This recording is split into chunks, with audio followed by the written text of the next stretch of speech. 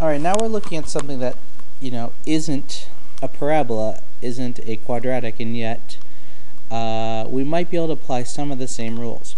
So this is a parent function, and it's our parent because it's the simplest version of a function, and it's our parent function for the absolute value.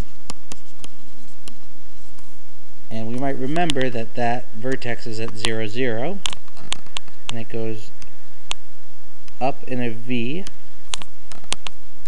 both to the right like y equals x,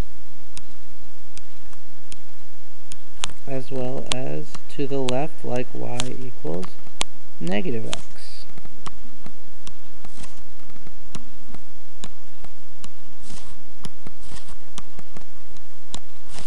So that is our V-shaped absolute value function, our parent function.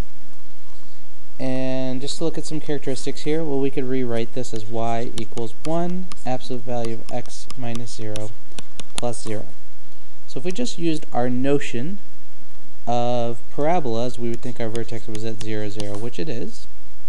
We think we'd have a line of symmetry at x equals 0, which we do, the y-axis.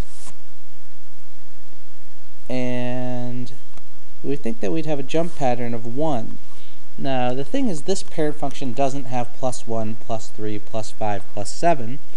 This one just has plus 1, plus 1, plus 1, plus 1. Since I'm multiplying that by 1, it just remains the same as plus 1, plus 1, plus 1, plus 1. So then that's exactly what's happening. I'm going right 1, up 1, right 1, up 1, right 1, up 1, right 1, up 1. And so I can apply these same rules, and in fact there's lots of functions where we can start to apply this a, h, and k mentality if we know what the jump pattern is for a given function. We can do it to square roots, we can do it to x to the third, to the fourth, to the fifth. There's lots and lots of things we can do once we understand this transformation logic, which is that the vertex is shifted to hk and a affects my jump pattern.